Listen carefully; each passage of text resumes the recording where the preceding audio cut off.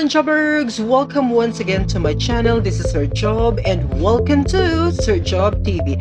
Para po sa lahat ng mga new explorers at newly discovered pa lang po ang aking channel, please don't forget to subscribe and click the notification bell for you to be updated with my future videos. So para po sa mga education graduates or yung nag-aaral po sa Bachelor of Science in Secondary Education or Elementary Education or yung mga nag-unit earners po dyan, para po sa inyo ang video na ito. So our topic for this morning is all about how to pass licensure examination for teachers for take 1. Welcome to my video number 43.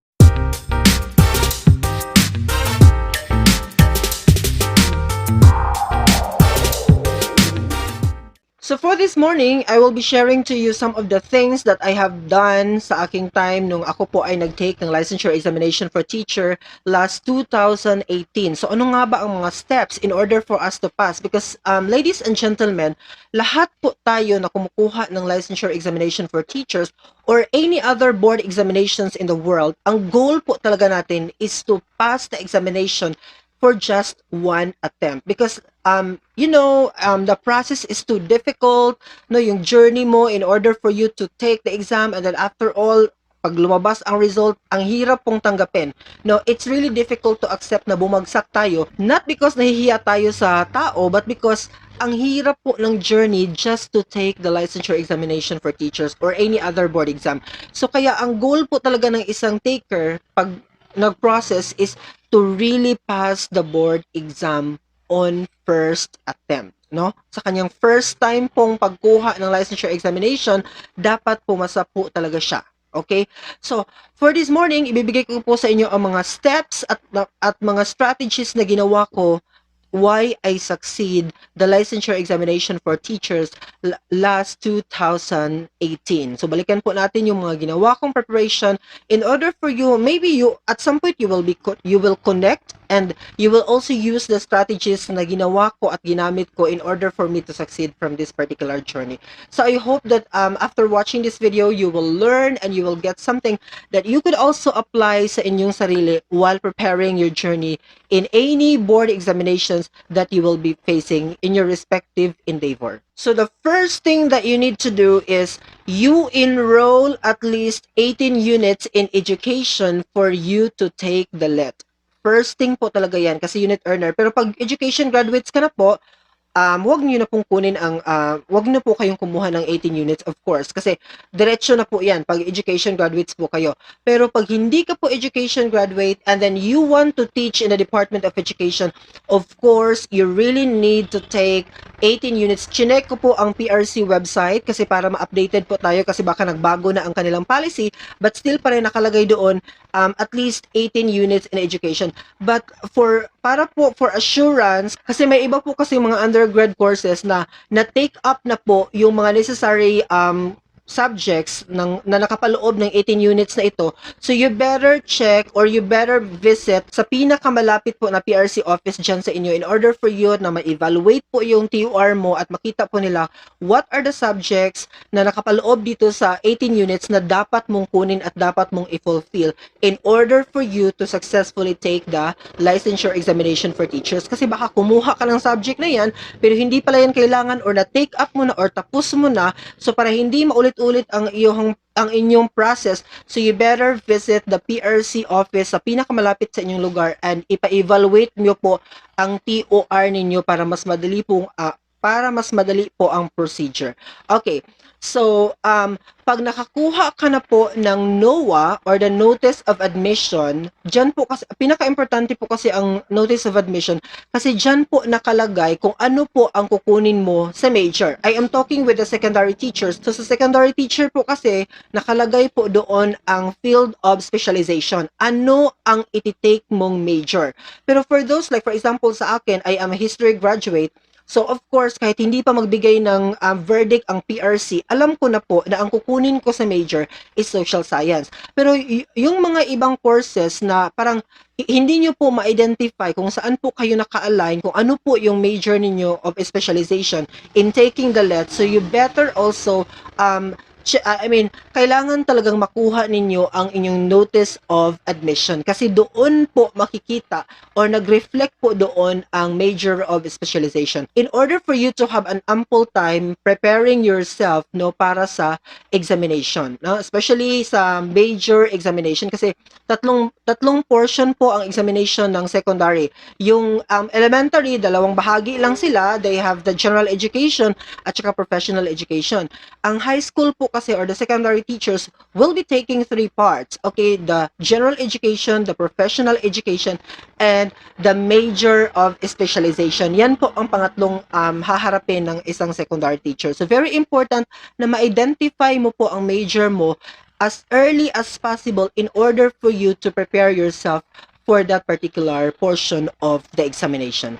So, ngayon na nakakuha ka na ng 18 units, nakapag-process ka na, kasi sa amin nung time pala, sharing ko lang, online na po siya sa aming time. Kasi before me, hindi po nagkaroon ng online. Pero starting sa aking time, 2018 up until today, I think naka-online na po. Online registration, i-fill up mo lang yung mga basic information mo doon, and then pumunta ka, of course, sa PRC. Sa akin, nandun sila sa Caraga State University nung time na yon, and then doon ko talaga na-process ang aking notice of admission. So, you have to do that process also. So, ngayon, pag meron ka ng NOAA, okay, kasi yan ang first step na ginawa mo, meron ka ng notice of admission. Okay, now, the next step or the second thing na gagawin mo is you enroll to a review center. Okay, you enroll to a review center. Ang iba, sinasabi nila always na, okay lang naman sa akin. I can manage myself to take any examination by means of self-study. Good for you if you have that. Pero ako, personally, I have to say na you enroll in any, kung saan ang preference mo, you enroll a review center. I highly recommend na mag-enroll po kayo sa Carl E. Balita Review Center. Doon po kasi ako nag-review for my licensure examination for teacher last 2018. So, again, ang second step natin, you enroll to a review center, which is sa akin is Carl E. Balita Review Center. So, pakita ko lang sa inyo yung ID ko to show you na I am an eagle kasi mga eagles po ang nasa CBRC. Yan. This is my ID nung nag-take ako last 2018. Okay? The CBRC ID na may motto po ang CBRC, and I know that makarelate ang everyone dito, where the dream and the dreamer become one. Yan po talaga ang line ng or the motto of the CBRC, where the dream and the dreamer become one. Okay? So again, this is my ID. Look at, this is my ID nung nag-take ako ng LET last 2018. So, review center, pumasok ka sa review center, that's your second step na gagawin. Okay? So, ano ba ang importance ng isang review center para sa akin? Kasi yung iba, okay, they can manage. Okay, good for them. But for everybody, ako na-recommend ko, sabi ko kanina na I recommended talaga na magkaroon ng review center. Ano pala ang meron sa review center? Of course, mali po, it's a wrong notion kasi ang iba po kasi pag bumagsak sa exam, pag lumabas ang result and then they fail the examination, of course, they will automatically blame the review center. They will have to say, hindi naman pala magaling ang review center. Akala ko ba magbibigay sila ng mga cues? Akala ko ba magbibigay sila ng mga leakage? Or magbibigay sila ng mga exact answer or sure na mga answers for the examination? Akala ko ba they have their connection? So, mga ganong linya na naririnig natin. But of course, you have to think, hindi po ganon ang procedure. Why we have to enroll ourselves in a review center? So, ang highlight po, bakit kailangan natin na magkaroon ng review center is para matutunan po ang strategy on how to answer certain examination. Okay, or how to combat certain examination, certain question in the examination alone. Okay, so i-share ko lang sa inyo because I really love this method sharing to us by Carl E. Balita Review Center. So meron po silang tinatawag na Carl Method. Okay, sa Carl Method po, meron pong meaning ang C, A, R at saka L. Okay, i-share ko po sa inyo ngayon in order for you, maybe you will have to get this particular idea and then you will have to explore more kung paano ito gamitin while you are reviewing right now. Sa lahat po ng mga nanonood sa video ito na nag-prepare po ngayon para sa examination next year, so better you have to watch this video and you have to follow things that I am sharing to you right now. So, letter C. Sa C po, that means comprehension. So, letter C is comprehension. Understand the question well. Okay? Mind every word. Very important po. Ano yung letter C natin? It means comprehension. You comprehend all the words that you can read in the question. Very important po na naiintindihan natin ang mga words in a given question. Okay?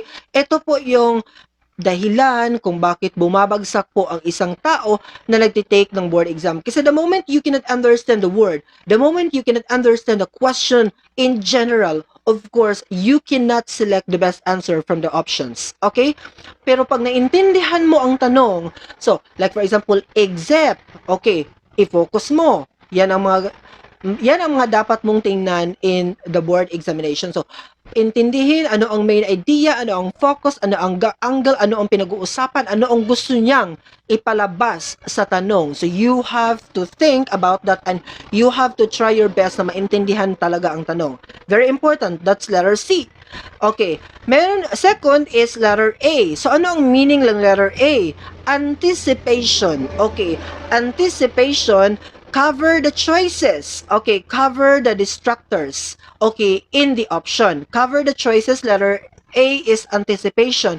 So you cover. Pag meron kang piece of paper na extra dyan while taking the examination, the board exam for example, takpan mo yung ibang choices, tingnan mo. Okay, you anticipate. Like for example, kung mawala itong dalawa, si A at saka si B, look at C and D. Focus your attention sa C and D na options. Okay? Are you following with me? So that's how you will have to follow, or that's how you will have to perform anticipation, letter A. Okay. So next we have letter R. Okay, in the Carl method, we have letter R. So sa letter R, that means removal. Okay? That means removal. Apply the power of elimination. Sa letter R natin, that means removal, wherein you have to apply the power of elimination. Pag sinabi ko elimination, you have to ask first, kasi may mga proctor na pinagbabawal po nila ito, pero nung time ko po, 2018, I asked the proctor kung pwede ko bang sulatan ang questionnaire, and she said yes. So, of course, I follow the Carl method, so sinulatan ko. You crush out, okay, two choices from the given choices, okay, para ang attention mo is ma-focus. Kasi, of course, nag-cover ka na. Okay, that's your first attempt in thinking what's the best answer. Okay? So now, to fulfill the third step, you have to crush out. Okay? The two choices from the options. Kasi apat yan. Okay? A, B, C, D. Usually, ito ang setup ng isang board exam. Okay? So you have to crush out the two options from the choices. Okay, that's removal or elimination method, the power of elimination. Okay? So, the next one, yung letter L natin, because we are following the Carl method, yung letter L natin, which means leverage. Okay, pag sinabi nating leverage, weigh the power, weigh the two remaining choices. Okay? So, at this moment, pagtimbangin mo ngayon, okay? Pagtimbangin mo ang choices. This is how you have to finally decide kung saan ba sa dalawang option na natitira ang pipiliin mo as your final answer. So, what is the manifestation? Pag finalo po natin ang Carl method, syempre, because na-crush out mo na ang dalawa, and then you have the option na mag-leverage pa doon sa dalawang natira, you have your 50% chance na makuha po ang correct answer in every question. So, ang importante po dito sa the Carl method is kailangan mo talagang aralin. Okay? It's not that, okay, alam mo ang Carl method, pero in-apply mo siya during the actual exam. Okay? Hindi na practice ang sarili mo. So, kailangan talaga, you have to practice this at home or while you are having the review. Okay? Para mas mapabilis ang movement ng iyong pag-practice ng Carl method.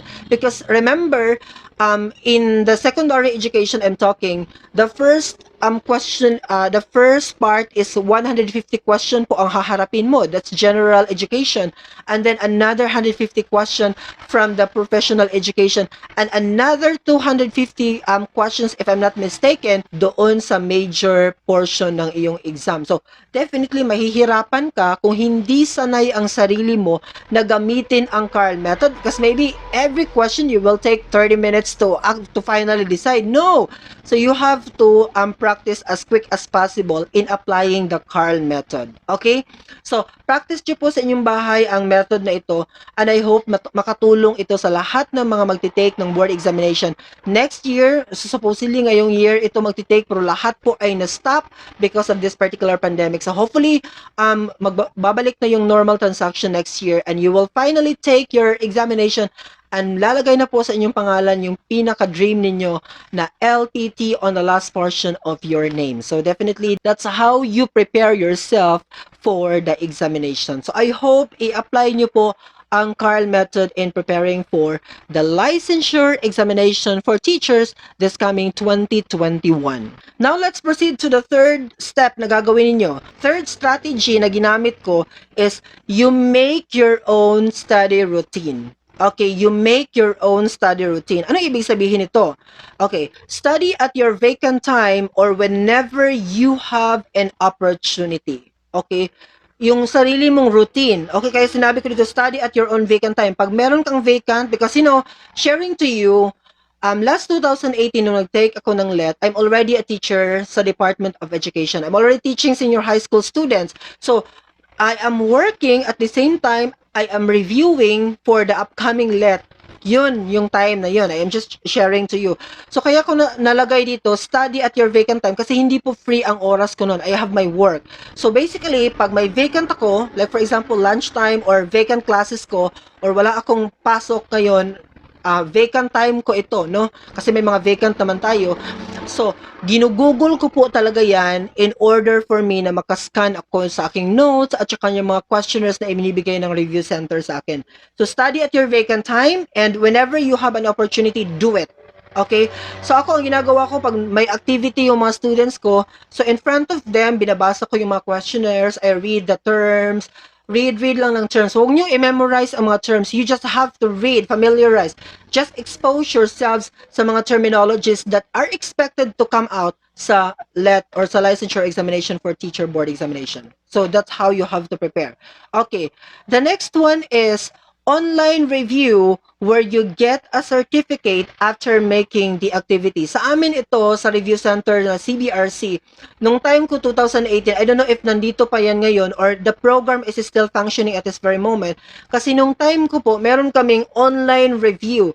Aside from the review every weekends, kasi Saturday at saka Sunday po yan, whole day, okay, meron din po silang daily na online review wherein kami, ang ginagawa namin is we have to answer a lot of questions doon sa online review, and then we can get certificate after we have to finish certain parts sa examination. Like for example, sa review, part 1, natapos mo na sagutan, perfect, you got perfect score, you will just have to get a certificate. That's our motivation also to gabi-gabi talaga ginagawa namin yan with yung mga kasama ko noon sa review.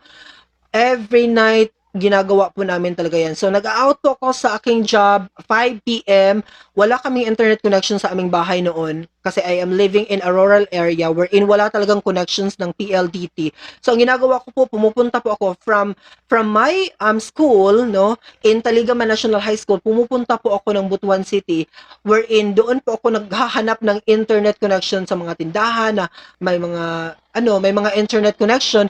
So doon po kami nakikiconnect, and then we have to answer the online review ng CBRC every night. So curfew namin sa sasakyan 9 p.m. Okay, that's my curfew papunta sa aming lugar. So uwi ako ng mga 8:30 p.m. Pag abot ko sa bahay, I have to take my dinner, and then right after taking my dinner, nagbabasa na naman po ako ng libro. no, na binili ko po sa review center. Ang lahat ng aking mga resources, binabasa ko naman po siya hanggang sa makatulog po ako. That's how I prepared sa examination na yun. So, very difficult, pero kailangan nating mag-invest for our best future. Kasi ang hirap, again, ibabalik ko po sa inyo, ang hirap pong umulit ng mag-take ng board examination. Kaya ang payo ko po, advice ko po sa lahat na magti-take ngayong 2021, you have to prepare yourselves better. Okay, nasa preparation po nagmamatter. It doesn't matter if you're a cum laude, summa, or magna cum laude, whatever your Latin awards in college, hindi po yan nagmamatter. Ang pinaka-importante po in any board examination is how we prepare ourselves for that particular intellectual battle. Okay? So, letter C, okay, under the you make your own study routine. Letter C, you focus on your potential but never neglect your weaknesses. Okay? Ano ibig sabihin nito? Meaning to say, you have to wala kang pababayaan. Magaling ka sa subject na ito, magaling ka sa field na ito, you focus, you develop. Okay, but at the same time, do not neglect your weaknesses. Like for example, you are not good in mathematics. Like for example, sa aking self, no? I am good in words, but I am not good in numbers. So ang ibig sabihin yan, nag-focus ako sa aking potential, I am giving more time to my potential, but at the same time, hindi ko pinabayaan ang mga mathematical equation. Like yung mga basic mathematics, of course, inalam ko po yan at saka nagpa-tutor po talaga ako to finally solve mga standard deviation, yung mga common kasi dito is yung mga elementary statistics na lalabas, so dapat pag-aralan. So inaral ko po talaga yan before the examination because very important, baka lalabas sa board exam, hindi natin alam.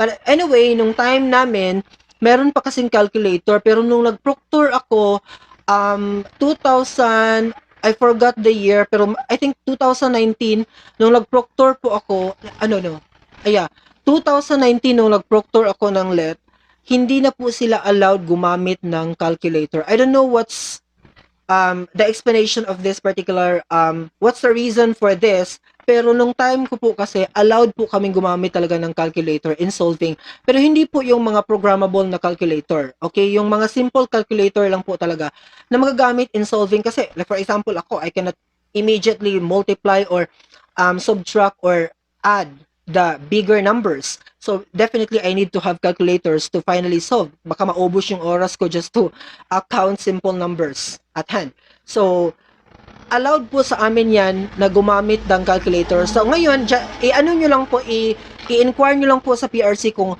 i-allowed po ba kayo, kasi actually, may orientation naman po yan, kung allowed po ba kayo na gumamit ng calculator during the actual examination. Okay, the next one is, make it a habit to read every day. This is your time to expose yourself from different terms. So, make it a habit to read every day. Lahat, walang araw na hindi ka nagbabasa ng mga terms na expected na lalabas sa board exam. Yan ang inuulit ko.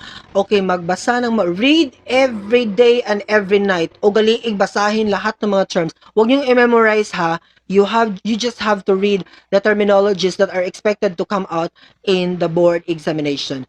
Then lastly, dito sa number 3, it is mandatory to read questions and process the answers every night. Depende sa inyo kung ilan ang kaya nyo, pero sa akin gusto ko 10 lang talaga. Close the story talaga. 10 questions every night, tapos nira-rationalize ko sa aking own way of processing the question. Okay, wag nyo pong i-overloaded yung utak ninyo. So, I advise mga 10 questions or 5 to 10 questions. Yan ang i-process ninyo every night before you sleep. Rationalize. Meaning to say, i-explain mo sa sarili mo bakit letter A ang answer over the choices sa question na ito. Okay, that's how you have to think. Okay? Kasi yung iba hindi naman sila nakikialam kung paano i-rationalize. Pero very important na sanayin nyo ang sarili ninyo na i-rationalize yung question. Bakit letter A yung answer sa tanong na ito? You have to try that one at home. So, again, I've advised ko mga 5 to 10 questions lang ang i-rationalize mo every night. Anyway, mahaba-haba pa naman ang preparation. So, you will have to face a lot of questions pa. Kasi meron pa namang mga questions na i-rationalize mismo doon talaga sa review or the actual review every weekends kung nag-register ka po sa isang review center. So that's how advantage it is para sa akin lang, and I hope you will just have to appreciate also the process kung bakit kailangan nating magkaroon ng review center in preparing ourselves for that particular or for any board examination na ating ititake. So number four in the preparation, you conceptualize your own motivation. Ito, yung ganina is yung study routine. Ito naman, you conceptualize your own motivation. Sa akin, get an inspiration within your family members.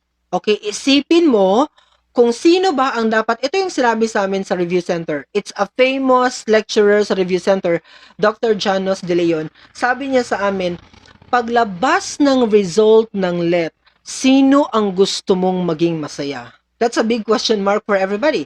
Sino ang gusto mong maging masaya? Yung family mo or yung mga enemies mo? Now, of course, they will also celebrate kung babagsak ka sa board exam. Okay? So, sino ang gusto mong maging masaya? This is how you have to get your motivation while preparing yourself in the board examination. So, get an inspiration from your family. I should have to say that. Watch the pictures or think the situation of your family. Kung ano yung bakit gusto mong mag-succeed sa examination, why you are thinking that passing a LET is a big gift for your family already, no, na maibibigay mo at some point in the process. So, you have to think of that every day of your life. This is for my family, this is for everybody na sumusuporta sa akin sa journey na ito, and for every people na maging masaya, or I'm sure that they will be happy kung lalabas ang result and I pass the board exam. So you have to think that one. Or you have also to think the other way, use your bashers as your motivation to succeed. Okay, panghawakan mo rin na maging courageous ka to pass the board exam.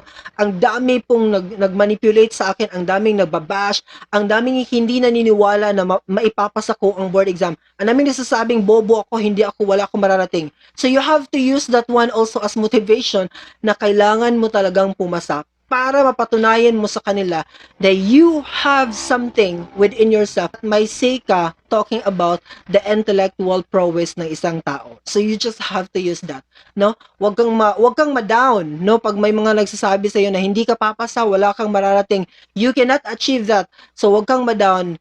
Bagkus, you have to use that as your motivation na pumasa talaga sa board examination. Yan ang ginamit ko kasi ang dami din namang nagmanipulate, ang daming gustong hindi ako makapasa.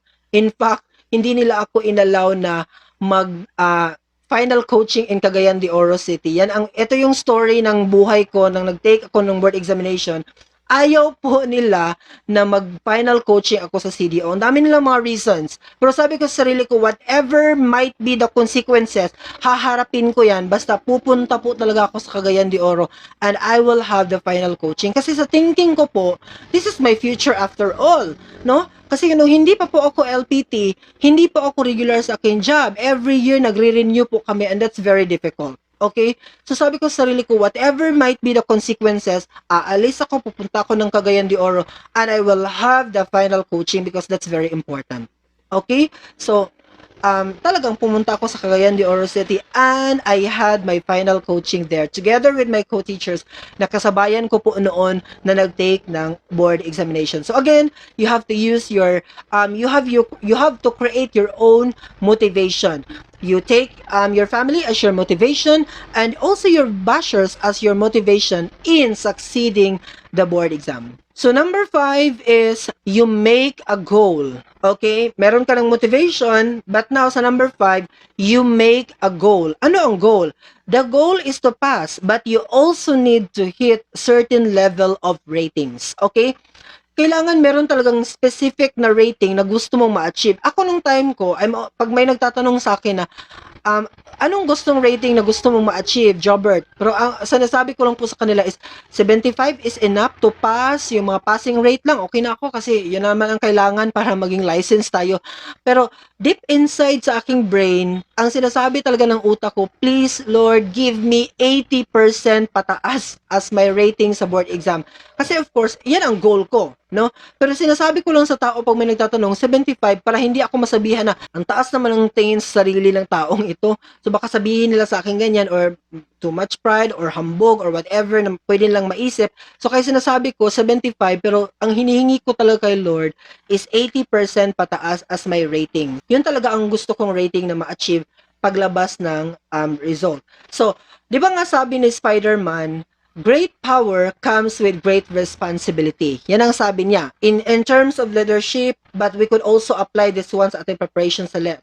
Okay, great power comes with great responsibility. So, kung gusto mong umangat, kung gusto mong mataas ang rating mo, okay, of course, you have to invest properly in the preparation.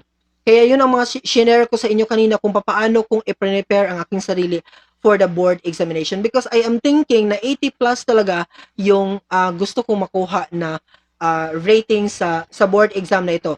So finally, when the result was out last May of 2018, I got 82.20% as my average in LET. So hindi ko po in-expect na 82.20 ang magiging average ko, because I am working at the time and hindi po ako education graduate. So meaning to say, in terms of the exposure sa mga terminologies na nalalabas sa board exam, hindi po ganun kataas ang aking exposure.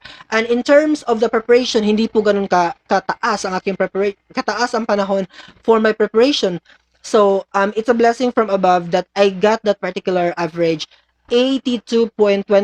And I'm so proud to say, sa lahat na manonood sa video na ito, I'm very proud to say na yan ang average ko, because pinaghirapan ko po na ma-achieve yan. So, number 6 po na isi-share ko po sa inyo is 6 na strategy na ginawa ko is, you go with the best circle. Okay, very important po ito in preparing the board exam. You go with the best circle. Why? You accompany yourself with people who are studious, determined, and prayerful enough in order for you to be guided with your plans. Okay? So I am so thankful sa time na ito, because I have with me mga very good people na naging kasama ko po in preparing for the board examination. Si Ma'am Banabatak po ang naging kasama ko, very prayerful, very near to God, no, na talagang thankful ako na nakasama ko po siya. Ma'am Presi Patiga, naging kasama ko po dito. At saka si Sir Arcelo De Leon. Kami po talaga ang kaming apat, no, ang talagang nagsama-sama, no, in the final coaching, in the review every weekend, no, in enrolling ourselves in CBRC, lahat po ng procedure last 2018 in preparation for the exam, kami po talaga ang always na nagkasama. Even po doon sa aming boarding house, in preparing the few days before the exam, lahat po is pinagsamahan po talaga namin. Pagpunta ng El Salvador, lahat ng procedure po, magkasama po kaming apat. Okay? So, I am so happy kasi very studious and then very prayerful po yung naging kasama ko po dito mismo sa preparation ko sa pag-take ng board exam. So, salamat po sa mga taong naging kasama ko. And of course, yung naging friends ko po sa review center every weekends. Maraming salamat po sa mga sharings ng mga resources. No, yung wala ako, sinishare ninyo yung mga procedure na binibigyan nyo, ay sinishare nyo po sa akin in order for me to succeed with this particular preparation. Thank you very much, and I'm so happy that I have with me the best circle when I'm preparing my board exam last 2018. So number 7 po na i-share ko sa inyo, so sa number 7 po na kailangan ninyong gawin, and this is the pinaka-above po ito sa lahat ng preparation na pwede nating gawin. Okay? So, nagawa mo na ang mga humanitarian na preparation, yung mga study, prepare the method, lahat ng procedure, no, nagawa mo na lahat, no, as part of your role na magte-take ka ng board exam. So, number 7 is i-share ko po sa inyo is, you trust the process of the Lord. You surrender your doubts to Him. Yun ang pinaka-importante. You trust the process of the Lord. We don't know. Okay, kaya nga sabi ko dito is, surrender your doubts to God. Kasi hindi natin alam ang proseso. Kahit gaano pa kahirap, kahit ano pa ang ginawa natin in order to prepare ourselves for the board exam, still, it's God's purpose and it's God's decision kung papasa ba tayo or hindi sa board examination. That's why I'm telling to the world right now who are watching this particular video, you just have to trust the process of the Lord. Alam niya when is the perfect time for you to pass the exam. Alam niya kung kailangan mo na ba ang license for this particular examination. Kaya kung babagsak ka man, you have to accept na baka may kulang pa sa preparation mo. Kaya sabi ni Lord, you are not ready to be an LPT. Pero kagaya na sabi ko, God knows that you are ready enough to take on the challenge. Kaya finally, ibibigay na niya sa iyo ang mahiwagang license na hinihintay po sa lahat ng mga nangangarap na maging LPT in different parts of the world. So again, recapitulate lang tayo before we have to end up this particular video. Ang shinare ko po sa inyo ng mga process, number 1 po is you enroll at least 18 units in education for you to take the LET. Second po is you enroll to a review center, sa akin CBRC review center po. Number 3 is you make your own study routine. Number 4, you conceptualize your own motivation. Number 5, you make your own goal. Number 6, you go with the best circle. And number 7, you trust the process of the Lord.